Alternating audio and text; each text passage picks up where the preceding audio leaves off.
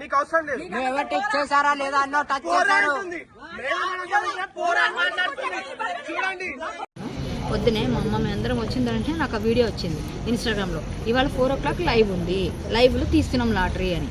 ఓ sir మన 16వ తారీఖు ఇప్పుడు మార్చారు, 26వ తారీఖున వీళ్ళు మారుస్తూ ఉన్నారని చెప్పేసి మేము ఇమీడియట్గా పోలీసులకు షేర్ చేసాం. పంజాగుట్ట మేము ఇవ్వాలి కదా, మా ఎవిడెన్స్ తెలిసి మేము చెప్పంగానే వాళ్ళు ఏమన్నారంటే మీరు వచ్చేయండి, మీరు వస్తే మీరు కూడా రండి, మాకు తెలియదు గుర్తుపట్టడానికి వచ్చి మాకు డౌట్ వస్తుంది కదా, మీకు తెలిసిన ఫేస్లు ఉంటాయి కదా, మీకు ఎవరు డబ్బులు వేసి మోస్తారు వాళ్ళు కూడా తీసుకురండి. ఆ పిల్లల్ని కూడా తీసుకొని మేము పంజాగుట్ట పిఎస్కి వెళ్ళాం మా కారులో. వెళ్ళంగానే 2 పోలీసులు మాకు ఇచ్చి లైవ్లో వాడు దొరికితే పట్టుకొని మాకు అప్పచెప్తే మేము తర్వాత చూసుకుంటామని చెప్పాం. సరే మేమేం చేసాం, మేము పిటిషనర్ కాబట్టి ఆ పక్కన బాధితుడు ఉన్నాడు కాబట్టి మేము వెళ్ళాం.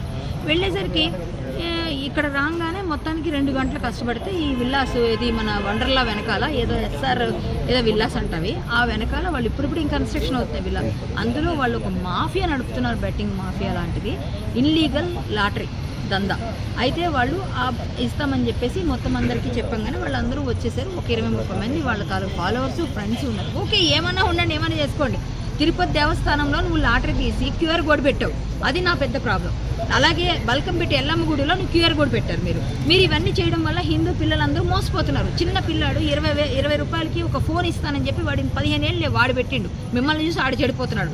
భారత భావి తరానికి కావాల్సిన పౌరులందరినీ చెడగొడుతున్నారు. అంతేకాకుండా చిన్న ఎవరైతే వ్యాపారస్తులు ఉంటారో, ఆటో వాళ్ళు, మళ్ళీ పళ్ళ దుకాణాల వాళ్ళు వీళ్ళు అందరి దగ్గర డబ్బులు మీరు 399 విపరీతంగా వేస్తున్నారు. అవన్నీ తీసుకొని 10 లక్షలు పెట్టి మీరు ఒక కారు కొంటారు సెకండ్ హ్యాండ్లో, ఇక్కడ 50-60 లక్షలు సంపాదిస్తున్నారు. వీళ్ళంతా మోసపోతున్నారు. మోసపోయారు. మీరు వాళ్ళు కష్టపడండి, ఏదో తినండి, ఎవరు తినొద్దనట లేదు, కానీ దేవుళ్ళని పెట్టి అడ్డు పెట్టి ఒట్టు పెట్టి వెంకన్న స్వామి మీద నువ్వు QR కోడ్ పెట్టడం ఏంటి? ఇది నా ప్రాబ్లం. నేను వాళ్ళకందరికీ వెనక్కి డబ్బులు ఇవ్వాలి, వీళ్ళ అకౌంట్లు ఫ్రీజ్ చేయాలి, ఇంకొకసారి ఇలాంటి వాళ్ళు చేయకూడదని నేను ఇచ్చాను. ఇక్కడ రాగానే వాళ్ళ ఫాలోవర్స్ అందరూ కిందకు వచ్చి మా పిల్లాడు కెమెరా పట్టుకున్నాడు. ఏదో డమ్మీ కెమెరా, అదేం కెమెరా కాదు. ఆల్రెడీ ఎవరైనా BNSS యాక్ట్ ప్రకారంగా ఎవిడెన్స్ షూట్ చేసే రైట్ ఎవరికైనా ఉంది, అది రైట్ ఉంది. నువ్వెవడివి, నీకు ఎంత వయసు ఉంది? నా కొడుకు నాతో వచ్చిండు, నన్ను తిడుతుంటే మా కొడుకు చూస్తూ ఊరుకోలేడు కదా, చిన్నపిల్లాడు చూస్తూ ఊరుకోలేడు. మీ నాన్న ఎక్కడ అంటే నాకు భర్త లేకపోతే నన్ను పర్సనల్ అబ్యూస్ చేస్తూ నన్ను చాలా ఇదిగా పెట్టి మీ నాన్నేడి అంటే వీళ్ళందరూ నా వీడియోలు చూస్తున్నారు అనమాట. నా భర్త ఏం చేస్తున్నాడని అడుగుతారు. ఆ పిల్లడు కోపం రాదండి చిన్నపిల్లడికి? ఇట్లాంటి మాట్లాడి మమ్మల్ని పర్సనల్ అబ్యూస్ చేసి నువ్వెవడరా అసలు, నీ వయసు ఎంతరా, నువ్వెవరు, ఏ ప్రెస్రా అని మాట్లాడుతూ ఉంటే వాడేదో మామూలుగా అన్నాడు, తప్పించుకుంటామని అంటారు కదా.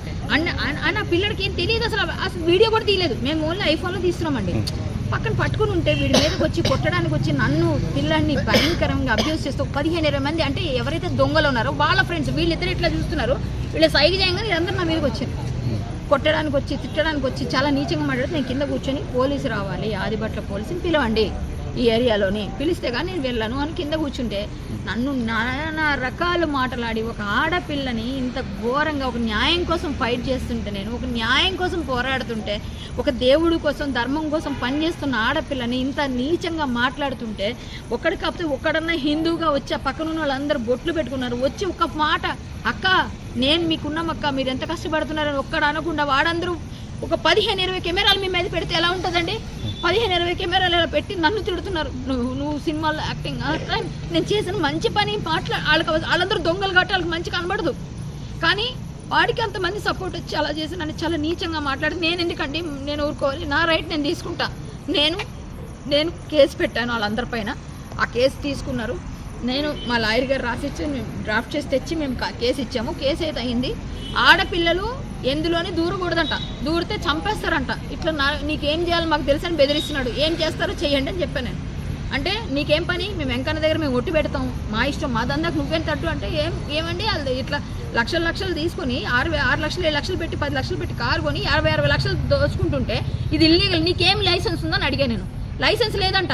కన్నా నా యూట్యూబ్ ఏది ఉందో దానికి లైసెన్స్ కావాలంట వాడికి లైసెన్స్ వద్దంట. వాడి ఒట్టి పెట్టిందంటే ఇచ్చేస్తాడంట. వాడికి ఎంత వెనక లాభం వస్తుంది ఎవరికి తెలుస్తలేదు.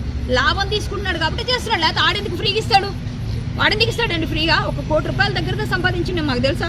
ఫ్రీజ్ చేయండి అకౌంట్స్, ఇందులోంచి ఎవరెవరు పడ్డాయో ప్రతి QR కోడ్ నుంచి ఎంత పడ్డదో అందరికీ తీసుకొని అందరికీ డబ్బులు వెనక్కి ఇవ్వండి.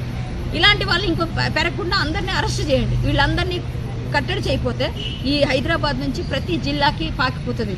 ఇది ప్రతి రాష్ట్రానికి పాకిపోతుంది, మొత్తం కొలాప్స్ అయిపోతుంది. బెట్టింగ్ యాప్లు ఎలా కాపారో ఇప్పుడు కొత్త దందా ఇది, కొత్త మాఫియా మొదలైంది. అడిగిన వాళ్ళని ఇట్లా కొట్టడానికి తిట్టడానికి వస్తున్నారు. సో నేనైతే నాకు న్యాయం కావాలి, ఇవన్నీ లాక్ చేయాలి, వీళ్ళందరి మీద శిక్ష పడాలి. వీళ్ళందరూ ఇంత ఘోరంగా ఆడపిల్లలు అంటుంటే ఇలాంటి హిందువుల కోసం నేను పోరాడాలి, ఇలాంటి హిందువుల కోసం నేను మాట్లాడాలి. నా దేవుడు నా వెంకన్న స్వామి అంటే నాకు ప్రాణం. నా వెంకన్న స్వామి నువ్వు క్యూఆర్ కోడ్ పెట్టావు, బల్కం పెట్టి వెళ్ళమంటే మాకు బోనాలు ఎత్తుతారు, అక్కడ మాకు ప్రాణం. మా బల్కం పెట్టి వెళ్ళమ్మ దగ్గర నువ్వు పెట్టావు, నువ్వు పెట్టిన దానికి నేను అడగకూడదా?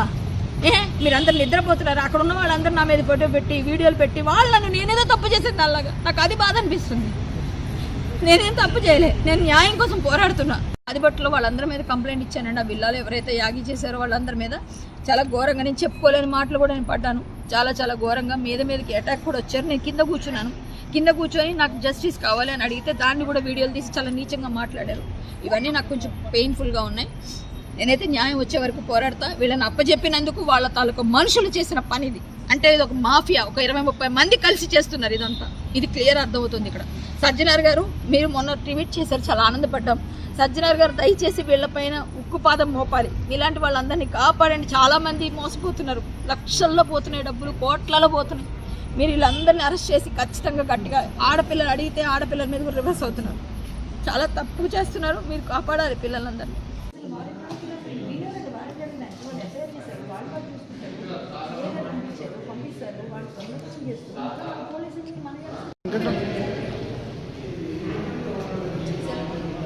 క్రాంతి